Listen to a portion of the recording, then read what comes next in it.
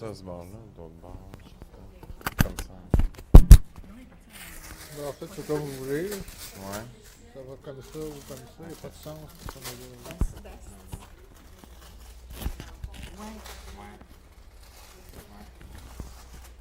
C'est gros chez moi. Ah ouais, je pense que je vais le mettre comme ça. Ouais, je pense que c'est Ouais. je connais pas Allô, allô. 1, 2, 1, 2. ça. Ouais, je me suis juste pour enregistrer. OK. OK, ouais, d'être fort ici. Et non, comme ça. Parfait. Ouais. On va réussir. Surtout, j'ai des grosses oreilles. Comme ça, peut-être. Ça, il a l'air fixé. Comme ça. Excellent. Ça, je me sens trop. OK. Merci. Merci. Bonjour. Puis il y avait le truc.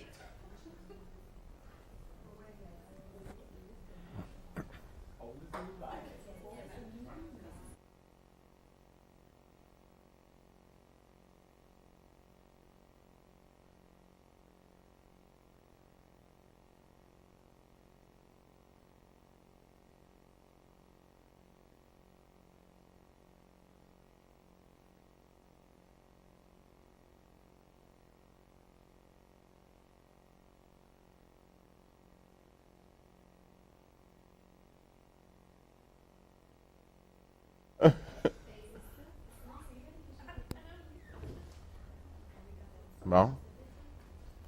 Je pense qu'on va partir. On peut débuter? Oui? Donc, bonjour. Bonjour à vous tous et à vous toutes. Merci d'être là aujourd'hui pour venir entendre ma présentation qui vise essentiellement à vous présenter ma programmation de recherche. Donc, étant nouvellement professeur ici à la faculté et bâtissant ma carrière de chercheur, professeur-chercheur, je suis très enchanté de venir vous présenter ma programmation qui vise à promouvoir la participation sociale d'enfants et d'adolescents en réadaptation physique. Donc, par le développement d'interventions interprofessionnelles humanisantes. Donc, c'est beaucoup de grands mots, mais on va essayer de décortiquer ça au fur et à mesure de ma présentation. Donc, je vais sauter le plan de la présentation. Essentiellement, c'est de vous présenter ma programmation au travers quelques études empiriques menées à ce jour sur le sujet, vous permettant de mieux comprendre puis mieux situer ma programmation de recherche et de voir qu'est-ce que j'anticipe faire pour l'avenir. Donc, mon parcours, certains d'entre vous le savez, je suis infirmier de profession depuis 15 ans déjà.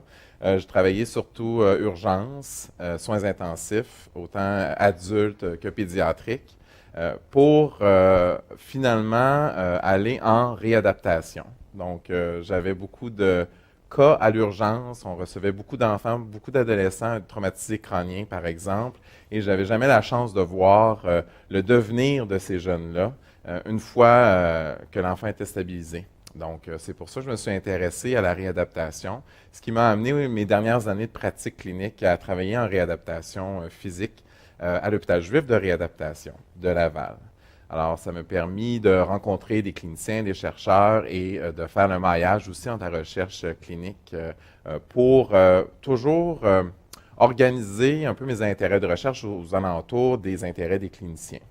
Donc, j'ai travaillé à la réadaptation et finalement, je me suis découvert vraiment un intérêt marqué pour ce domaine-là et qui m'a donné l'intérêt, le goût de faire de la recherche en réadaptation physique. Donc, mes intérêts de recherche s'articulent autour de la participation sociale. Qu'est-ce que la participation sociale? Nous allons le voir très bientôt. La clientèle enfant-adolescente ayant subi un neurotraumatisme, mais maintenant aussi j'élargis un peu à tout type de clientèle, comme les lésions musculo-squelettiques, notamment les scolioses, des enfants aussi qui ont des paralyses cérébrales. Donc, j'élargis un peu ma clientèle, mais toujours en réadaptation fonctionnelle intensive et en intégration communautaire. Donc, je m'intéresse à développer des interventions sur mesure, donc des interventions qui sont bien sûr, je dis bien sûr parce qu'en réadaptation, on travaille beaucoup en interdisciplinarité, donc des interventions qui sont interprofessionnelles, qui sont adaptées en fonction des besoins et de l'expérience de chacune des familles. Et selon une perspective humaniste des soins, donc j'utilise le modèle humaniste des soins infirmiers de l'Université de Montréal, de la faculté ici, qui vient finalement apporter un regard disciplinaire sur mes recherches en utilisant cette perspective-là. Donc, qu'est-ce que la participation sociale? Ben, quelques définitions ici tirées de certains auteurs de ce monde-là, de la réadaptation. On dit que c'est la pleine réalisation des habitudes de vie qui résulte entre l'interaction entre les facteurs personnels, donc issus de la personne, les déficiences, les incapacités entraînées par le handicap, et les facteurs environnementaux. Donc, quels sont les facteurs, les facilitateurs, les obstacles autour du jeune et de l'adolescent et de sa famille. Figuerolas a abordé ce concept-là en fonction de 12 grands domaines de la nomenclature des habitudes de vie, notamment la nutrition, les déplacements, différents éléments qui tournent tout autour de la personne. Lefebvre, en 2004, a ajouté l'aspect particulier du point de vue aussi de la personne par rapport à sa participation sociale. Donc, ce que l'enfant, l'adolescent, l'adulte a aussi comme perception de sa participation au niveau de ses activités de la vie quotidienne lorsqu'on est confronté à un handicap. Alors, elle a rajouté cette espèce d'interaction-là entre les ressources personnelles et de l'environnement, mais la signification que la personne accorde à l'événement et l'impact qu'elle perçoit dans sa vie. Donc, il y a le sens aussi qui est accordé à la participation, sa propre participation sociale qui vient interagir dans ces relations. Ce qui est très intéressant ici, et ce qui montre un peu la portée sociétale de ma programmation de recherche, c'est que l'OMS considère la participation sociale comme un déterminant de la santé des populations, au même titre que la morbidité ou la mortalité, et qui peut être associé à plusieurs résultantes, justement, notamment la qualité de vie, ce qui est un autre élément qui m'intéresse chez les jeunes. Donc, considérant cet aspect-là, l'OMS suggère justement que les professionnels de la santé aient comme cible de soins la participation sociale. Et ce qu'on voit actuellement, c'est qu'il y a énormément d'avancées en médecine, en technologie, dans la science, sauf que on ne connaît pas les impacts que ces nouvelles avancées-là peuvent avoir sur les enfants et les adolescents. Donc, il y a l'avancement des technologies médicales de pointe qui augmentent considérablement l'espérance de vie des enfants et des adolescents qui subissent un traumatisme ou une blessure, mais on connaît peu de choses sur les résultantes de tout ça. Donc, ces jeunes-là qui doivent apprendre à vivre avec les incapacités physiques, cognitives, affectives reliées à leur handicap et qui vont affecter finalement toute leur vie. Alors, je me porte vraiment sur cet aspect-là du cheminement de la vie d'un enfant ou d'un adolescent.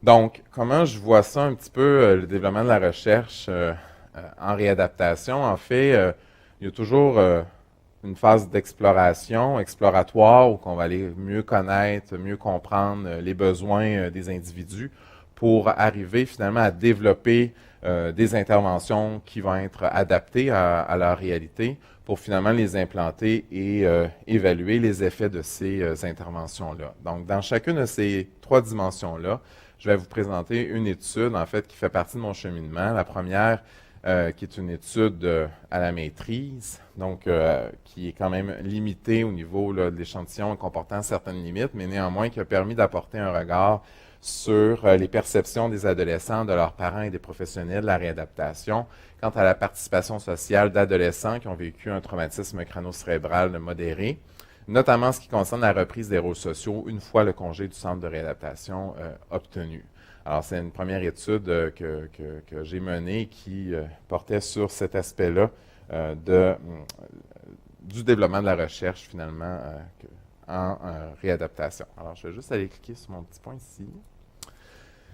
Donc, le but de cette étude-là, je viens de vous le dire. En fait, je visais vraiment à aller voir c'est quoi les perceptions des adolescents. Donc, j'ai utilisé le cadre de référence de Bronfenbrenner qui apportait vraiment une approche écologique, écosystémique dans les différentes sphères de la vie de l'enfant et de l'adolescent pour aller identifier quelles sont les perceptions de ces personnes-là sur la participation sociale, mais sur la reprise des rôles sociaux une fois qu'on a vécu un traumatisme crânio-cérébral à l'adolescence, sachant que c'est un événement inattendu.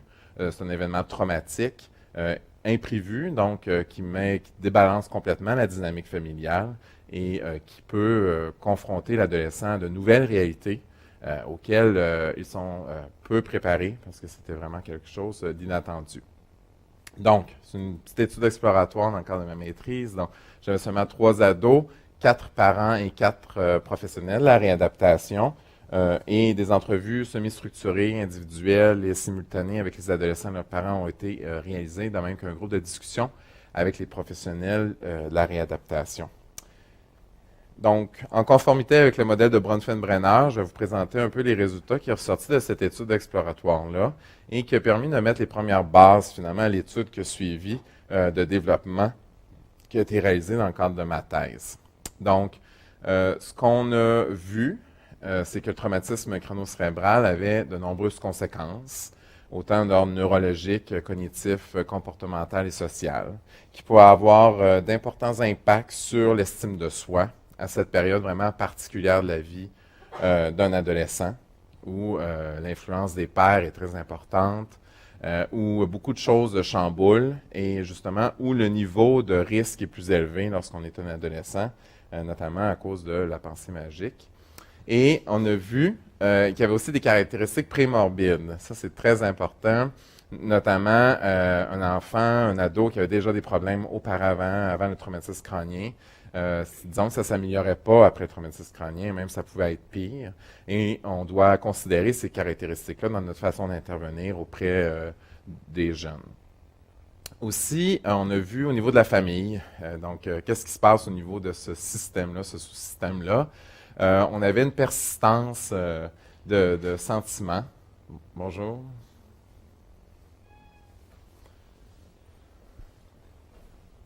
Bonjour.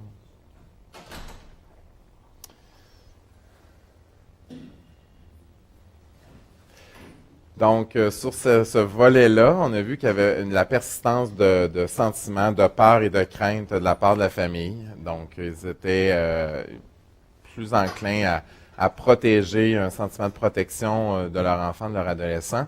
Mais somme toute, il y avait un rapprochement au sein de la cellule familiale. Et autant l'adolescent recherche son indépendance, autant que lorsque survient un événement semblable, généralement, en tout cas, ce que l'étude a démontré avec le petit échantillon, malgré tout, c'est qu'il y avait un rapprochement au niveau de la cellule familiale, même au sein de la fratrie, alors que parfois les frères et sœurs sont bien loin de leurs frères et de leurs sœurs, ben là, il y a un certain rapprochement.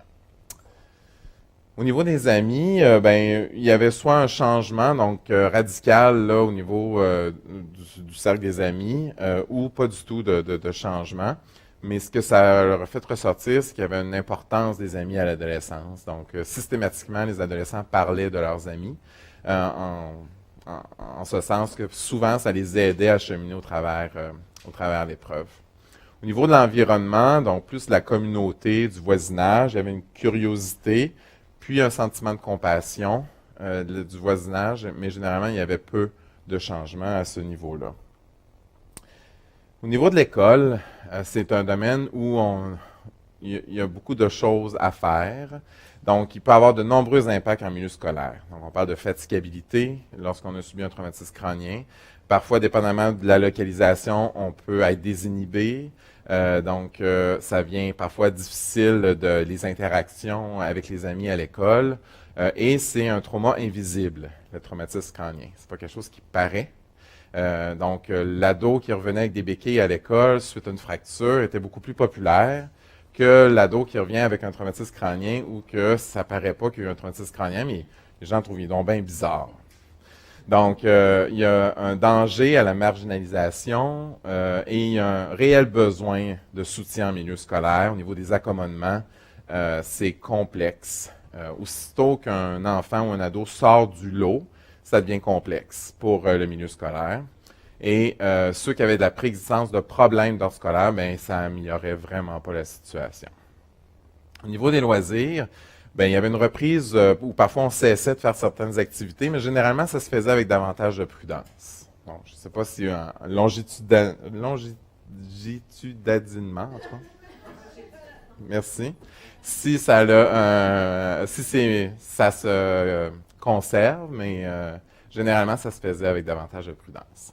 Donc, ce que cette première étude-là exploratoire nous a permis de démontrer, c'est qu'il y avait une perception qui portait sur différents aspects de la vie de l'adolescent et de sa famille, qu'il y avait vraiment une multitude de répercussions. Puis, ça a permis de trianguler ces données-là avec les professionnels de la réadaptation qui partageaient, somme toute, là, à peu près les mêmes points de vue. Donc, ça a permis de bâtir, ou plutôt de guider la prochaine étude, qui était une étude de développement sur, finalement, comment qu'on peut faire pour mieux accompagner, mieux soutenir, mieux intervenir auprès de cette clientèle-là. Et est venu le concept, notamment, de résilience, qui est, en fait, pas si éloigné que la participation sociale, en ce sens que la résilience, on vise une transformation du projet de vie, puis la participation sociale, c'est axé sur le projet de vie de la personne. Donc, issu de cette première étude-là, on a fait quelques recommandations, et la dernière étant de développer, par le biais d'une recherche future, une intervention en soutien à la participation sociale de ces adolescents-là qui ont vécu un traumatisme crânio-cérébral modéré ou sévère. Donc, ce qui m'amène à vous parler, je vais recliquer ici, sur le deuxième point qui a fait l'objet de ma thèse de doctorat, qui était de co-construire les composantes d'un programme d'intervention en soutien à la résilience familiale avec des familles dont un adolescent est atteint d'un traumatisme crânio-cérébral modéré ou sévère et toujours des professionnels de la réadaptation. Il y a toujours le point de vue des uns et des autres qui sont considérés dans le développement de l'intervention. Alors, l'objectif, c'est justement d'aller explorer ce qu'on a vu dans la première étape. Maintenant, on va les co-construire là-dessus pour essayer de développer un programme qui va justement soutenir le processus de résilience, défini comme étant, comme je dis, une transformation généralement positive du projet de vie de la personne et de sa famille. Donc, cette étude-là visait, il y avait trois objectifs. D'abord, d'identifier les composantes du programme en question, de prioriser les composantes au sein de l'échantillon et finalement de les valider au sein même de l'échantillon. Alors, voilà. Donc, un petit peu plus de monde, mais somme toute, toujours une thèse de doctorat. Donc, l'échantillon était composé, j'avais 6 ados, traumatisés crâniens modérés ou sévères. J'avais 7 de leurs parents, donc 6 mères et un couple de parents, père et mère. Et 5 professionnels de la réadaptation qui ont participé à cette étude-là. Des entrevues auprès des familles, des groupes de discussion avec les professionnels de la réadaptation pour en arriver à répondre aux buts et aux objectifs de l'étude. Donc, le programme a été bâti à partir de ces 5 thèmes intégrateurs-là qui constituent vraiment la matrice du programme d'intervention. Dans la troisième étape d'implantation, mais ça va être le programme est basé essentiellement sur ces composantes-là et également sur ce qui est arrivé dans la littérature depuis le temps, là, entre la publication de cette étude-là et maintenant, en 2017. Donc, ce sont les éléments qui font partie des stratégies qui ont été identifiées comme des stratégies permettant aux professionnels d'intervenir et de favoriser la participation sociale / résilience familiale des enfants, des ados et des membres de leur famille. Donc, ce qui est ressorti dans la littérature, mais surtout de cette étude-là, ce sont les caractéristiques de la famille, les influences que ces caractéristiques-là pouvaient avoir.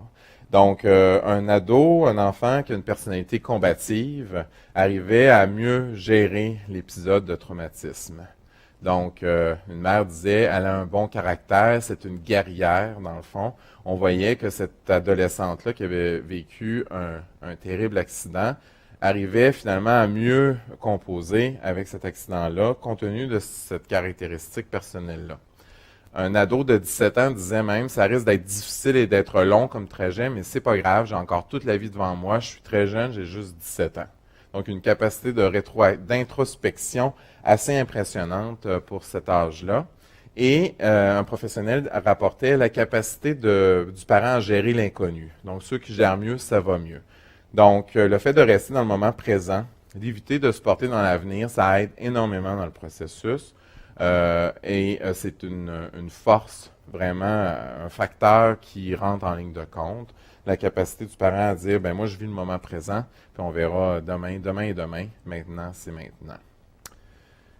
D'autres caractéristiques aussi qui font partie de ce programme-là, c'est les croyances culturelles et spirituelles. Donc, peu importe le type de croyance, ça a aidé aux familles à passer au travers de cette épreuve-là et à acheminer, à se transformer positivement. Donc, une mère disait, j'ai fait mes prières au Dieu que je crois tous les soirs. Une professionnelle disait, ceux qui arrivent à trouver un sens par leur croyance, ça aide beaucoup. Donc, la recherche de sens est très importante et on a un rôle comme professionnel de la santé dans cette recherche de sens-là. Et c'est ce que, dans notre programme qu'on a développé, qu'on souhaite implanter, justement, évaluer les effets, ça fait partie d'une stratégie d'intervention en accompagnant le parent et le jeune à faire sens à l'événement. C'est dur de faire sens à quelque chose d'incompréhensible. C'est très, très difficile, parce qu'un accident qui survient, c'est pas quelque chose qui... pourquoi c'est arrivé à moi, pourquoi c'est arrivé à mon enfant. Tant que la famille va rester dans le pourquoi et ne passera pas au comment, ils pourront jamais cheminer, ou ils vont avoir beaucoup de difficultés à cheminer au travers de l'épreuve. Donc, comme professionnel de la santé, on souhaite les amener, j'évite de dire on doit toujours, mais on souhaite les amener à justement passer du pourquoi au comment. Donc, pourquoi c'est arrivé, mais comment on va s'en sortir. Et la recherche de sens, notamment par les croyances, ça peut aider, comme ça peut contraindre selon certaines cultures, selon certains contextes spirituels, ça pourrait aussi contraindre leur développement, leur transformation. Le contexte socio-économique, ça aussi, les ressources financières, on dit c'est sûr que ça facilite, parce qu'on sait que ça favorise en termes d'adaptation, puis de capacité à mettre en place les choses. Donc, les familles qui sont plus nantis peuvent justement, la mère peut ou le père peut se retirer du travail en sans solde pour s'occuper de leur enfant, contrairement à d'autres qui ne pourraient pas nécessairement s'offrir cette possibilité-là. Donc, on sait que ça peut agir, ça peut intervenir, influencer. Donc, ça fait partie aussi de notre protocole d'intervention qu'on souhaite évaluer les effets dans la troisième sphère. Le deuxième thème aussi, ce sur quoi est bâti notre programme, c'est la présence d'espoir. Donc, l'espoir est omniprésent pour les familles. C'est toujours là. Disons que là, je suis en réadaptation. Lorsqu'on reçoit les familles, ils nous disent « Ouf, enfin de l'espoir », parce qu'ils sortent des soins aigus où ça a été très difficile, où l'enfant était souvent entre la vie et la mort, et où l'espoir n'est pas tellement valorisé, parce qu'on ne souhaite pas non plus faire de faux espoirs, et les situations sont très changeantes et très instables. Alors, c'est dur comme professionnel de donner de l'espoir, et lorsqu'ils arrivent en réadaptation, ils se sentent vraiment « Enfin, maintenant, on a de l'espoir ». Les familles ont été très éloquentes là-dessus, ont parlé beaucoup de l'espoir dans leur processus d'adaptation, de résilience. Disons que les parents disaient, ben moi je continue à vivre d'espoir, mais je ne me crée pas de faux espoirs. Puis ils nous disaient aux professionnels, ben juste de ne pas tuer l'espoir. Donc, tu n'es pas obligé de le nourrir, tu n'es pas obligé de nous en donner, mais tu n'es pas obligé de le tuer non plus. Puis les parents nous disaient, probablement que leur fille ne se mettra pas à marcher parce que suite à l'accident. Mais nous, on considère que c'était une grande danseuse, c'était une fille très active, puis on se garde espoir qu'un jour elle va marcher. On respecte ça maintenant avec les approches, en tout cas en réadaptation, beaucoup sur les participations actives des familles, puis on va les accompagner dans leur processus. Puis comme une mère dit, ben peut-être qu'à un moment donné, je vais me rendre compte que ma fille ne marchera plus, oui, je vais tomber, mais je vais être capable de me relever. Donc, c'est un message qu'elle nous envoie, et c'est un message que les parents ont envoyé et qu'on doit essayer d'utiliser ou de promouvoir dans nos interventions. Voilà, pour cet élément-là. L'autre élément, c'est le sens de l'humour. Donc, c'est quelque chose qui a vraiment ressorti. Il fait toujours des farces, il rit depuis le tout début. Ça a vraiment aidé. Comme professionnel, on s'empêche souvent d'utiliser l'humour dans nos interventions avec les familles. On ne sait pas comment, on ne sait pas quand, sur le bon moment. Mais pour plusieurs familles, ça leur fait du bien. Donc, parfois, c'est seulement d'être à l'écoute de la famille auprès de qui on intervient, auprès du jeune, auprès de l'enfant. Puis on va être capable de voir les signaux qu'ils nous lancent pour dire, ben, eux autres sont prêts à ce qu'on fasse des pointes d'humour. Parce que ça facilite, c'est un élément qui a été vraiment démontré comme facilitant le processus, leur transformation. Puis une adolescente disait, moi, mon accident, j'en riais parce que c'était plus facile de passer par-dessus. Les gens arrêtaient de me traiter comme une victime ou comme une handicapée qui avait besoin d'aide. Et cette adolescente-là a vécu un terrible accident qui a été médiatisé, publicisé. C'était vraiment horrible comme histoire. Puis elle réussissait, somme toute, à passer par-dessus plus facilement en utilisant l'humour. Ce qui mettait très mal à l'aise ses parents, ce qui mettait très mal à l'aise les professionnels. Mais, somme toute, on a compris que pour elle, c'était une façon pour elle, pour passer au travers de ça, pour changer, transformer son projet de vie. Alors, il n'y a pas de guidelines sur quand utiliser l'humour, de quelle façon, mais je pense que tout ça suppose être en relation avec notre patient, avec notre enfant, notre ado, avec la famille. Puis rentrer en relation avec une famille, ça prend pas 3 jours, rentrer en relation avec une famille auprès de qui on intervient. C'est quelques minutes pour rentrer en relation, pour établir un lien de confiance. Une poignée de main, un sourire, une attention. Déjà, il y a quelque chose qui s'est établi. Et c'est ce que cette étude-là aussi nous demande de comprendre. C'est d'arrêter de dire qu'on n'est pas capable, on n'a pas le temps. C'est pas qu'on n'a pas le temps. Il suffit de prendre quelques minutes et déjà, il va y avoir un établissement d'une relation de confiance, d'un lien de confiance, d'une relation qui va permettre de déceler chez vous et chez les membres de la famille auprès de qui vous intervenez les éléments qui vont pouvoir favoriser puis les aider dans leur processus. Ben, le troisième élément, la troisième pierre angulaire, c'est le soutien familial et social. Mais ça, c'est largement documenté là, dans plusieurs études. Donc, avoir des gens sur qui on peut compter, savoir que les membres de la famille, c'est les personnes les plus importantes, souvent, qui sont là et qui peuvent nous soutenir dans notre processus. Une ado disait, moi, mes parents ont été présents pour moi, je ne serais pas comme je suis aujourd'hui sans eux, sans leur aide. Je pense que c'est ça qui a fait la différence. Donc, des familles récemment immigrées, des familles socialement isolées, on sait que ça va être plus difficile et on sait qu'on doit justement faire aller nos neurones puis solliciter des façons de faire pour mieux intervenir auprès de ces familles-là, sachant qu'ils pourraient vivre beaucoup plus de difficultés dans ce contexte-là. Puis ça, c'est largement documenté. Tout comme le soutien des amis. Donc, les amis à l'adolescence, c'est important. Donc, les ados ont largement discuté de ça. Je veux dire, une des choses qui m'aide vraiment, c'est mon meilleur ami. On parle un peu, puis quand je lui parle, même sans le voir, bang, je me sens mieux. Les bons amis, généralement, vont rester, même après l'accident.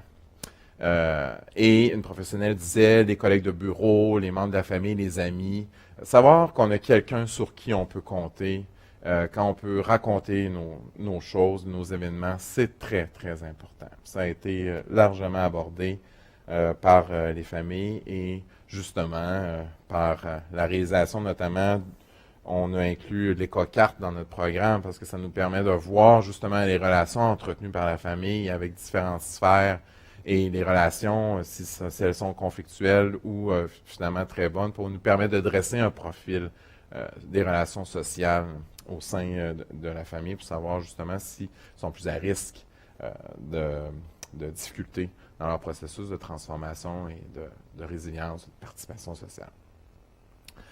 La pratique de sport et de loisirs, donc la prise en charge de l'aspect occupationnel est très, très important et pourtant, ça a été ressorti et c'est quand même peu abordé dans la littérature. c'est pas quelque chose à laquelle on pense spécifiquement, et pourtant, on a été formés pour prendre en charge, notamment les ergothérapeutes, pour prendre en charge cet aspect-là occupationnel. Donc, la musique, le dessin, les promenades, c'est toutes des choses qui peuvent aider les familles, qui peuvent favoriser leur processus de résilience, leur transformation de leur projet de vie. Et c'est des choses, justement, à laquelle parfois on ne pense pas spontanément, mais qui fait partie des stratégies qu'on peut utiliser et mettre en place comme professionnels lorsqu'on intervient auprès de ces familles-là. Donc, c'est un aspect du programme également. Le soutien lors du retour à l'école, ben, on s'en sort pas. C'est des jeunes, des ados qui vont à l'école. Le retour à l'école s'est bien passé parce qu'on avait le support, le soutien de la direction. Ben, le retour à l'école, quand l'accident survenait à l'école, il y avait une très bonne collaboration de la direction. Quand l'accident survient ailleurs, c'est plus difficile parfois. Comme je vous disais, il y a même des enseignants qui disaient il sera pas pire qu'avant. Donc, des commentaires très, très difficiles auprès de ces jeunes-là. C'est souvent des jeunes téméraires, qui ont des traumatismes crâniens. C'est des jeunes souvent qui déplacent plus d'air que d'autres. Donc, c'est vraiment très difficile. Et les familles l'ont noté. Quand ça va pas bien avec l'école, c'est vraiment, vraiment contraignant. C'est vraiment quelque chose de plus difficile. Alors, les relations avec l'école, ben, c'est toujours quelque chose à laquelle on travaille aussi en recherche, notamment pour favoriser la scolarisation de ces jeunes-là. On a la chance à Montréal d'avoir des écoles spécialisées, notamment Joseph Charbonneau, qui est affilié au Centre de réadaptation Marie-Enfant, puis où ils ont un mandat vraiment supra-régional pour ces jeunes-là souffrant d'handicap. Mais aussi, ce qui nous intéresse, c'est de voir la suite, donc la transition. Donc, une fois qu'ils ont 20, 21, 22 ans, qu'est-ce qu'on fait avec ces jeunes-là qui ne peuvent plus nécessairement bénéficier de scolarisation de ce type-là? Donc, tout un phénomène aussi là qui se produit. Sachant que c'est une période vraiment charnière, une période vraiment particulière de leur vie. Donc, cinquième thème, c'est la part de la communauté des professionnels de la santé. Donc, on a un rôle comme professionnels de la santé. On a un rôle quand on intervient auprès de ces gens-là. Et l'ensemble de ces stratégies-là ou l'ensemble de ces connaissances-là, de ces informations-là vont nous permettre de mieux orienter nos interventions auprès de ces familles-là. Donc, on parle, psychologue, travailleuse sociale, mais bien sûr, l'infirmier, l'infirmière aussi. On est au centre de l'action, on est au centre des soins associés à ces jeunes-là, quoiqu'en réadaptation, l'infirmière est malheureusement moins présente. Mais, somme toute, on a un rôle. Donc, aider, accompagner, soutenir, intervenir, c'est des choses qu'on peut faire. Aider la famille à donner un sens à l'événement, les accompagner, tout ça, ça fait toute partie vraiment des choses sur lesquelles on peut travailler. Et le sentiment d'être utile auprès de l'adolescent, ben pour certaines familles, ça a été aidant de dire, certaines familles disaient, ça nous donne l'opportunité d'être actifs auprès de notre enfant, c'est très important pour nous, alors que d'autres familles vont être plus sur le backseat, puis ils vont rester là, ils vont dire, occupez-vous-en, vous êtes les professionnels. D'autres vont dire, nous, on veut être impliqués, sachant que ça peut être une possibilité intéressante pour certaines familles. Donc, voilà pour le rôle des professionnels. Une disait notamment, on travaille en collaboration avec le parent. Donc, on accompagne le parent dans son processus. On s'est aperçu que c'est plus payant ça que d'essayer de les convaincre du contraire. Donc, il y a un changement de paradigme depuis à peu près les 5-6 dernières années où on va vraiment accompagner le jeune et sa famille dans leur cheminement plutôt que de leur imposer le nôtre ou ce que nous, on pense bien. Un ado qui veut avoir son permis pour conduire une voiture ou un scooter, puis il tient vraiment, puis on sait qu'il y a un accident à la tête, puis on sait comme professionnel que ça ne fonctionnera pas, bien, on va quand même l'accompagner dans la démarche pour que lui-même se rende compte à un certain moment qu'il ne sera pas capable de le faire. Donc, c'est un changement de paradigme qu'on fait beaucoup au centre de réadaptation où je suis et qu'on essaie vraiment de reconnaître la participation active des familles. Et ça fait partie d'un élément de mesure, entre guillemets, qu'on souhaite documenter dans la prochaine étude que je vais vous présenter, parce qu'on fait l'hypothèse, finalement, que plus la participation active des familles est grande, plus la participation sociale du jeune va être grande. Donc, c'est un des principes sur lesquels on se base.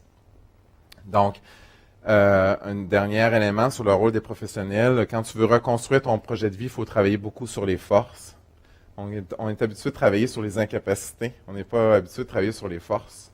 C'est un changement encore là de façon de travailler. Donc, allons donc chercher les forces des familles, des ados, des enfants pour les faire cheminer au travers de l'épreuve, plutôt que de leur donner des moyens compensatoires pour les incapacités. Oui, en certains cas, on en a besoin, des moyens compensatoires, mais aussi essayons de changer notre lunette et aller voir finalement les forces des familles et les mettre en valeur. Donc, le programme, en fait, que je vous présente, ça, je vais revenir.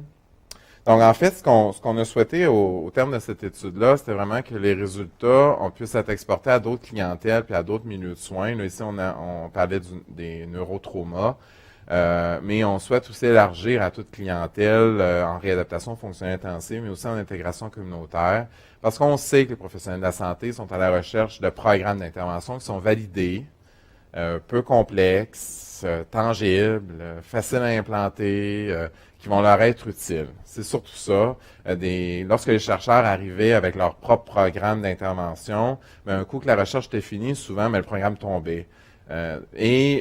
Plusieurs ont développé des programmes maison, parce que les cliniciens ont besoin de ça pour travailler. C'est les premiers qui sont conscients parfois justement des problèmes et des besoins qu'ils ont, mais c'est des programmes qui sont pas validés, qui sont pas empiriquement développés, et c'est des choses qui sont à même leur expérience, leur expertise ou leur savoir. Donc oui, on peut utiliser ce genre de données-là, mais il faut évidemment s'adjoindre de d'autres données qui sont empiriquement développées et reconnaissant vraiment leurs besoins de programmes qui sont simples et faciles à implanter, surtout dans le contexte actuel.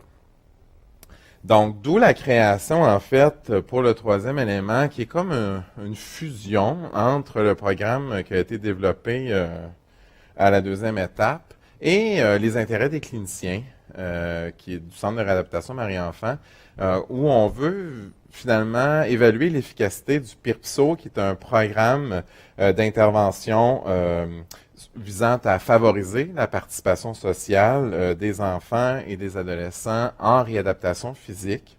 Donc, on souhaite utiliser ce programme-là pour étudier, la participation active des familles, mais aussi la participation sociale et la qualité de vie des jeunes, des ados, des familles, en clientèle neurotraumatique, lésions neurotraumatiques, mais aussi en lésions musculo-squelettiques, comme je le disais d'entrée de jeu. Donc, on souhaite finalement, à cette étape-ci, l'implanter et évaluer les effets. Donc, spécifiquement, je vais me rendre... voilà.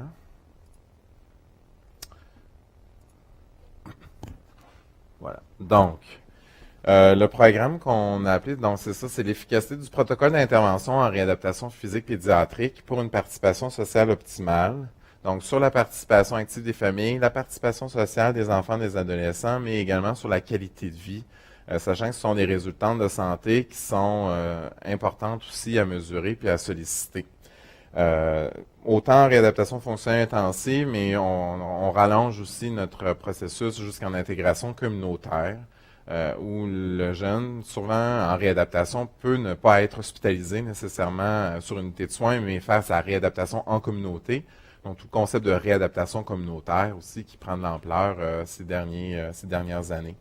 Donc, on vise, à documenter l'implantation du protocole d'intervention auprès de la clientèle pédiatrique, puis on souhaite aussi évaluer l'efficacité de ce protocole-là sur la participation active des familles et sur la qualité de vie et la participation sociale.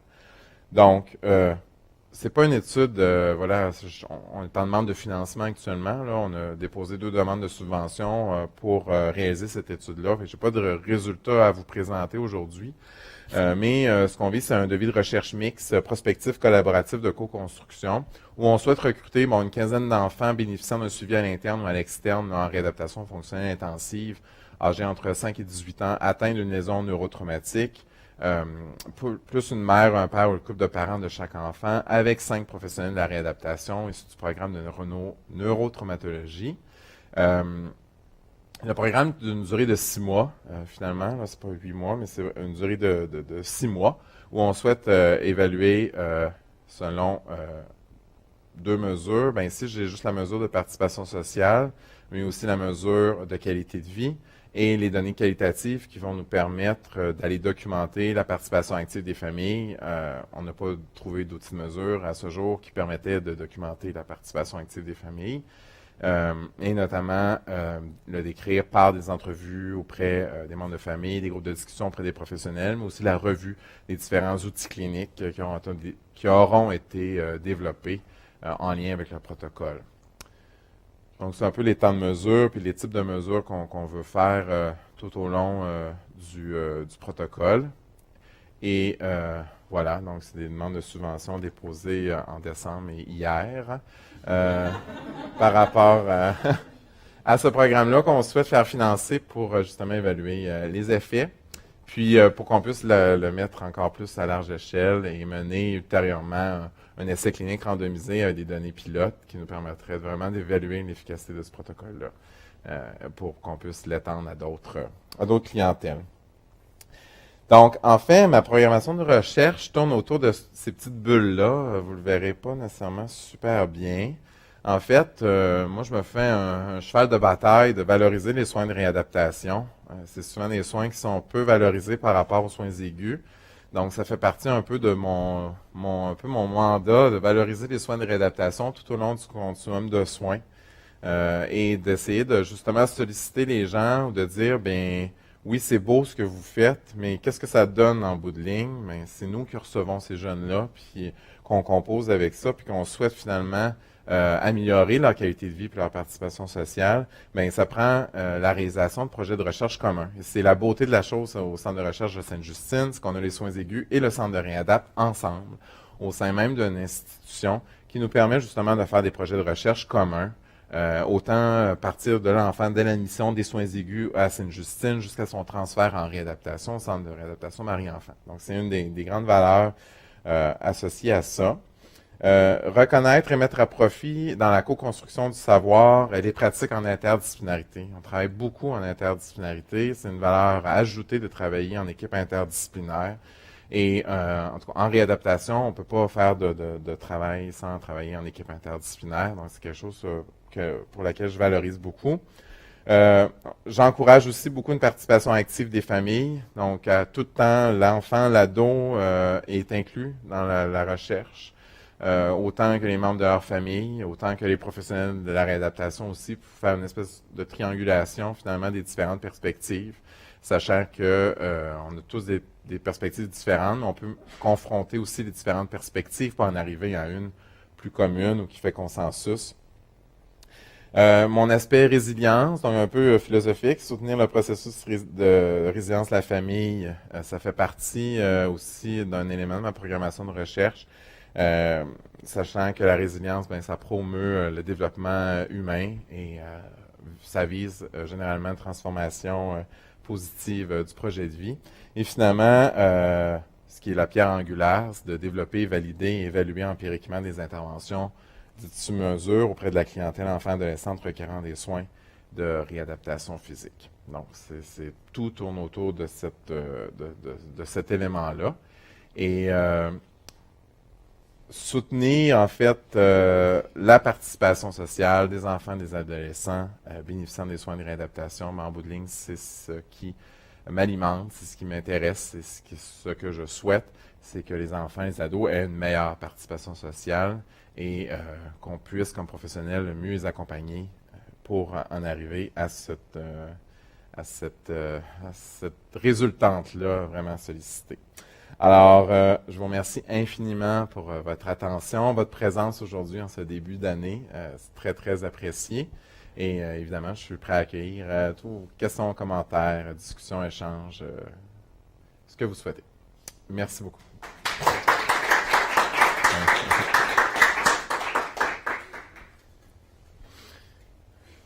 Oui.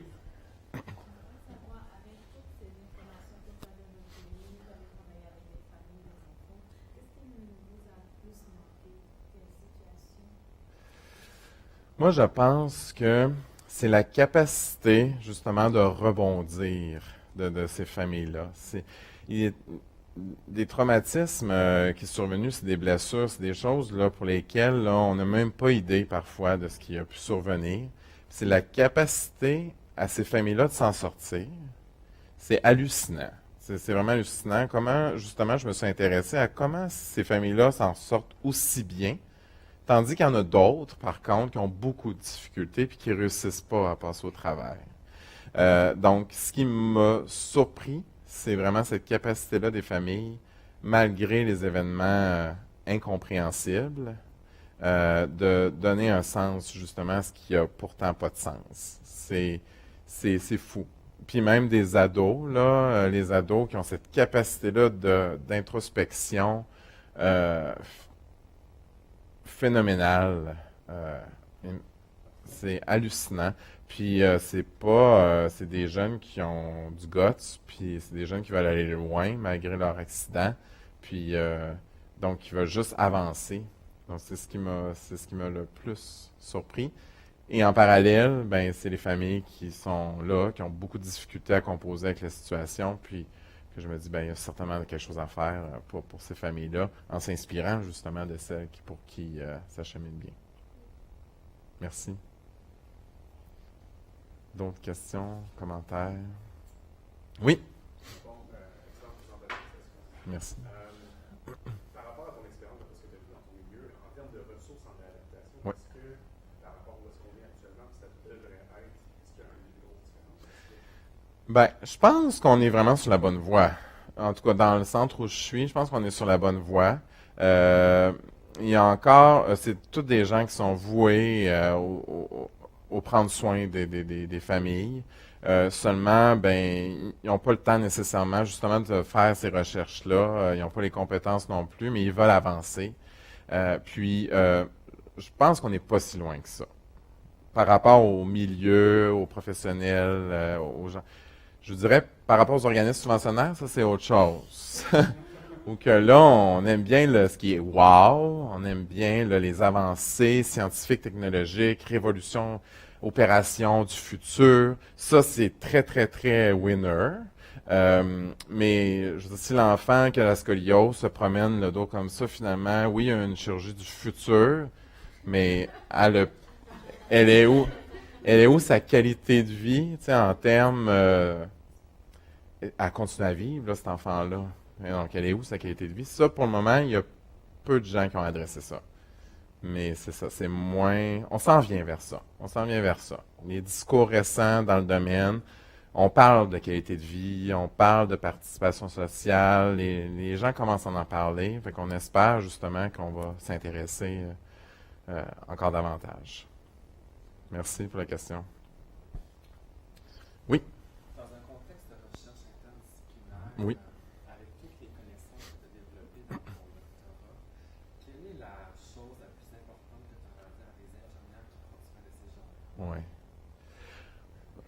Mon message, c'est, je le dis dans le cours de famille aussi au bac, c'est arrêter de me dire que vous n'avez pas le temps de vous occuper du patient et de sa famille, puis que vous êtes là juste pour faire une technique.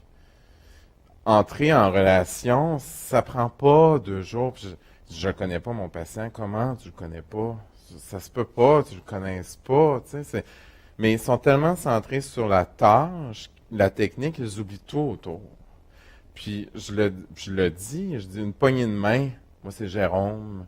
Un contact visuel, c'est moi qui s'occupe de vous. C'est quoi la charmante question? C'est quoi votre principale préoccupation aujourd'hui? Comment je peux vous...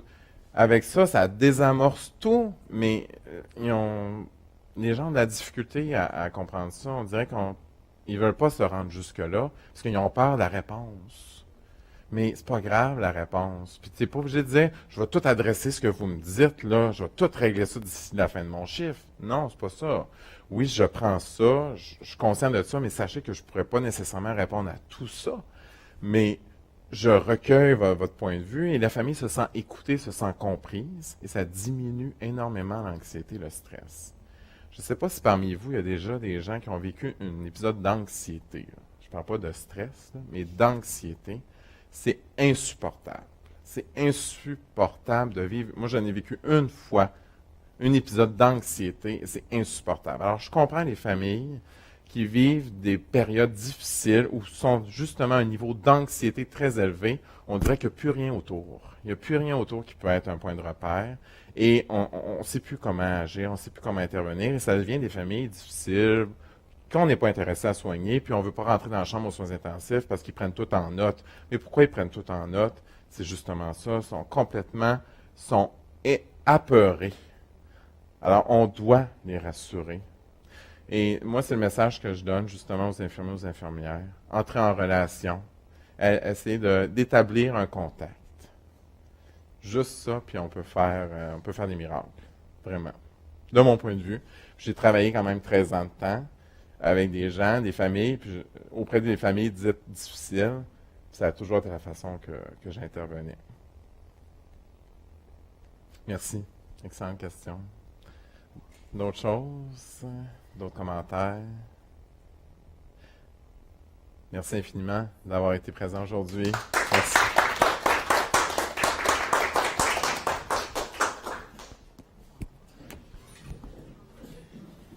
Off the record, merci beaucoup. Ouais.